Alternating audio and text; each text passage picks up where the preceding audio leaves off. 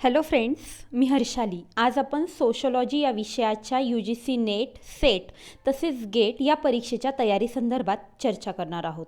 या चर्चेमध्ये साधारणतः समाजशास्त्र या विषयाची UGC नेटच्या परीक्षेची तयारी कशी करावी, त्यासाठी कोणकोणती काळजी घ्यावी व कशा पद्धतीने एकूण परीक्षेला अप्रोच करावं याविषयीची चर्चा आपण करणार आहोत. सर्वप्रथम आपण समजून घेऊया की UGC नेट, सेट किंवा गेट एक्झाम्स क्वालिफाय होणं आपल्यासाठी गरजेचं का आहे. अनेकदा पदव्युत्तर शिक्षण घेतल्यानंतर पुढे काय असा प्रश्न पडतो. त्यातील अनेक विद्यार्थी हे पुढे PhD, डॉक्टरेट करण्यासाठी उत्सुक असतात.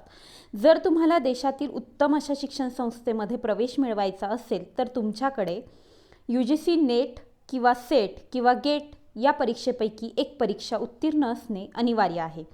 त्याचसोबत एखाद्या महाविद्यालयात जर तुम्हाला असिस्टंट प्रोफेसर म्हणून काम करायचं असेल किंवा लेक्चरर, व्याख्याता म्हणून काम करायचं असेल तरीही UGC नेट या परीक्षेची अट आहे. अनेकदा संशोधनाच्या संदर्भात जे काही नोकऱ्या असतात त्यामध्ये देखील UGC नेट ही पात्रता असते. शिवाय गेट परीक्षा उत्तीर्ण होणाऱ्या विद्यार्थ्यांना थेट PSUजमध्ये नोकरी देखील मिळू शकते. वेगवेगळ्या मंत्रालयांच्या फेलोशिप्स दरवर्षी येत असतात आणि या फेलोशिपसाठी सुद्धा UGC नेट, सेट किंवा गेट एक्झाम ही एक पात्रतेची अट असते. त्यासोबतच अनेकदा खाजगी नोकऱ्यांमध्ये सुद्धा UGC नेट ही एक्झाम विचारली जाते. या परीक्षेच्या पेपर पॅटर्न संदर्भात आज आपण बोलणार आहोत. 2021च्या मेमध्ये UGC नेटची परीक्षा प्रस्तावित आहे. UGC नेटच्या परीक्षेला दोन पेपर असतात. एक असतो पेपर 1 जो कॉमन फॉर ऑल असतो. यामध्ये साधारणतः ॲप्टिट्यूड टेस्ट असते. आणि पेपर 2 जो असतो तो एखाद्या विषयाचा सब्जेक्ट स्पेसिफिक असा पेपर असतो. म्हणजे तुमचं MA जर समाजशास्त्र विषयातून झालेलं असेल तर तुम्ही UGC नेटची परीक्षा त्यातून उत्तीर्ण होणं गरजेचं असतं. दरवर्षीचे कट ऑफ वेगवेगळे असतात, पण 2020चा अलीकडच्या परीक्षेचा जो कट ऑफ होता, कोरोना काळामध्ये ही परीक्षा झाली होती. साधारणतः अनरिझर्व कॅटेगरीसाठी 61.33% आणि जवळपास 459 विद्यार्थ्यांनी ही परीक्षा उत्तीर्ण केली. तर ज्युनियर रिसर्च फेलोशिप जी जर आपल्याला मिळाली तर आपल्याला संपूर्ण 5 वर्ष PhDचा खर्च सरकारकडून मिळतो. तर 70% ही त्याचा कट ऑफ होता आणि जवळपास 52 विद्यार्थ्यांनी देशभरातून JRF मिळवली. सोशॉलॉजी पेपर 2च्या संदर्भात आपण प्रामुख्याने आज चर्चा करणार आहोत. या पेपरचा जो सिलेबस आहे तो सिलेबस जर तुम्ही बघितला तर लक्षात येईल की त्यामध्ये 10 युनिट आहे. त्या 10 युनिटमध्ये साधारणतः 23 टॉपिक आहे आणि त्या 23 टॉपिकच्या मध्ये साधारणतः 162 असे सब टॉपिक आहे, ज्यामध्ये आपण MAला जे विषय शिकतो, sociological theory, research methodology, rural urban transformation किंवा पॉलिटिकल सोशोलॉजी म्हणजे state politics and society, environment and society, culture and society या विविध विषयांचा समावेश होतो. म्हणजे साधारणतः आपण MAला जे काही कोअर सब्जेक्ट शिकतो ते सर्व विषय या पेपर 2मध्ये आहेत. या परीक्षेचा अभ्यास करताना काय गरजेचं आहे तर सर्वप्रथम कुठल्याही परीक्षेचा अभ्यास करताना त्या परीक्षेचा सिलेबस काय आहे हे अतिशय महत्त्वाचा असतो.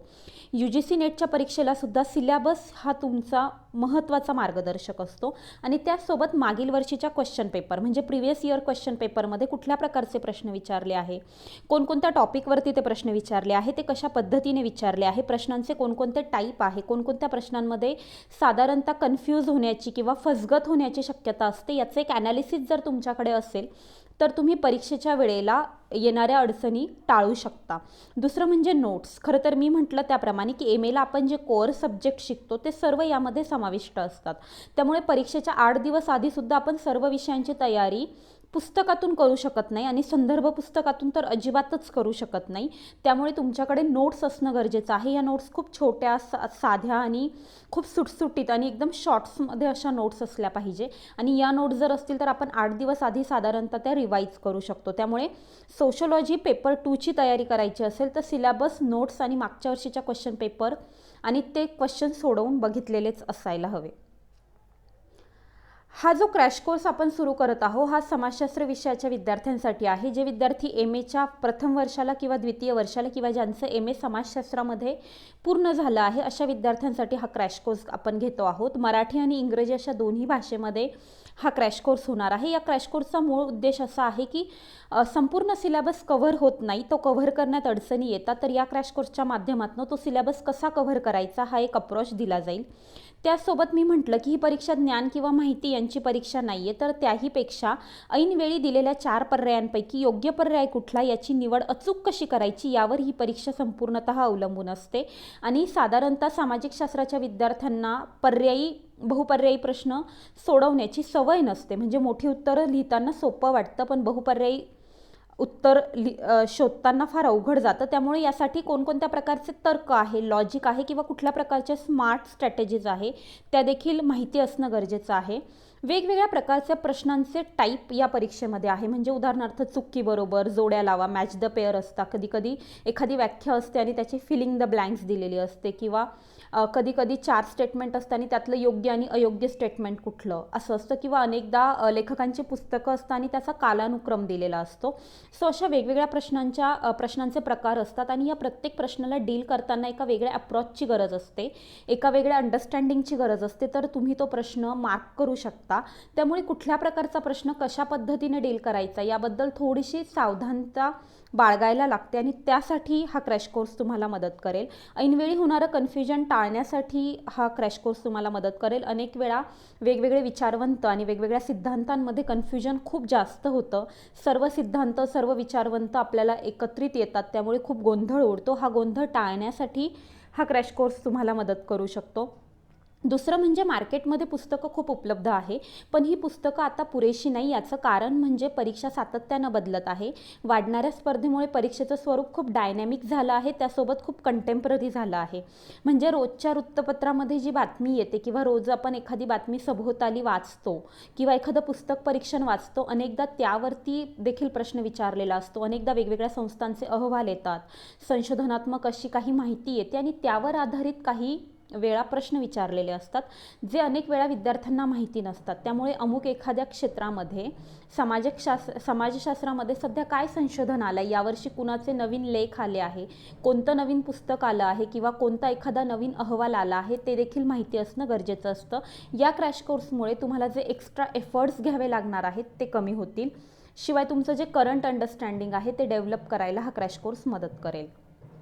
सोशलॉजी पेपर 2चे काही मूलभूत असे घटक आहे. त्यातला पहिला घटक म्हणजे कॉन्सेप्ट, संकल्पना, टर्मिनॉलॉजी, परिभाषिक शब्द, थिअरी आणि ट्रॅडिशन, वेगवेगळे सिद्धांत, त्यासोबत थिंकर, वेगवेगळे विचारवंत, प्रोसेसेस, वेगवेगळ्या प्रक्रिया, राजकीय, सामाजिक, आर्थिक प्रक्रिया, आणि त्यासोबत कंटेम्पररी रिपोर्ट आणि रिसर्च, म्हणजे सध्या जे रिपोर्ट्स प्रकाशित होता. तर हा जो क्रॅश कोर्स आहे हा क्रॅश कोर्स तुम्हाला या सर्व घटकांना एकत्रितपणे अभ्यासायला मदत करणार आहे, त्यासोबत इंटरलिंक करायला मदत करणार आहे. म्हणजे समजा संयुक्त राष्ट्रसंघाचा एक रिपोर्ट येतो, तो असतो की लिंगभाव असमानता इंडेक्स, आणि आपण समाजशास्त्रामध्ये लिंगभाव असमानता अभ्यासतो, पण आपल्याला त्या रिपोर्टविषयी काहीच माहिती नसतं. त्यासोबतच जगातील शहरांची यादी प्रकाशित होते, परंतु आपल्याला अर्बन सोशलॉजी आणि अर्बन ट्रान्सफॉर्मेशनमध्ये आपण हे शिकत असलो तरीही आपल्याला विशिष्ट शहरांबद्दल काहीही माहीत नसतं. किंवा जगातील प्रदूषित शहरांची यादी येते, परंतु आपल्याला प्रदूषण आणि एकूण काही माहिती असलं तरी प्रदूषित शहरांच्या यादीत नेमकं देशातलं कुठलं शहर आहे हे देखील आपल्याला माहिती नसतं. किंवा कुठल्या अमुक एखाद्या व्यक्ती यावर्षी चर्चेमध्ये आहे. तर या अनेक अशा गोष्टी असतात ज्या आपल्या रोजच्या वाचनामध्ये दुर्लक्षित होतात. या क्रॅश कोर्समुळे या सर्व गोष्टी एकत्रितपणे, हे सर्व घटक एकत्रितपणे जोडून त्याचा कसा परीक्षेसाठी अभ्यास करायचा हे आपण शिकणार आहोत. आणि या क्रॅश कोर्सचा मुळातच उद्देश हा आहे की जे खूप मोठा सिलेबस म्हणून नेटकडे बघितलं जातं, तो भार तुमचा हलका करणं, ज्ञान आणि माहितीपेक्षाही योग्य उत्तराची निवड कशी करायची हे शिकवणं हाच या क्रॅश कोर्सचा उद्देश आहे. या क्रॅश कोर्सचा प्लॅन असा आहे की साधारणतः फेब्रुवारी ते मे दरम्यान हा कोर्स चालणार आहे. आठवड्यातून काही लाईव्ह सेशन होतील, काही व्हिडिओ गरजेनुसार पाठवले जातील, नोट्स दिल्या जातील. या नोट्स खूप इंटरेस्टिंग असतील. काही वेळेला क्लाउड डायग्राम, काही वेळेला फ्लो चार्ट्स किंवा काही वेळेला थेट नोट्स अशा तुम्हाला पुरवल्या जातील. आणि आन्सर कसं द्यायचं किंवा एखादा अमुक पर्याय कसा निवडायचा यासाठीच्या काही ट्रिक्स असतील त्यासुद्धा दिल्या जातील.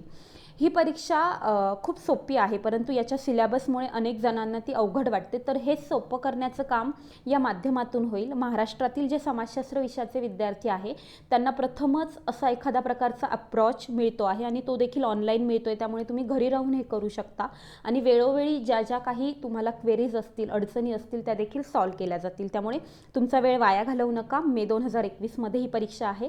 तयारीला लागा आणि अधिक माहितीसाठी दिलेल्या संपर्क क्रमांकावरती संपर्क साधा, यासोबत तुम्हाला सर्व काही डिटेल्स नक्की मिळतील. धन्यवाद.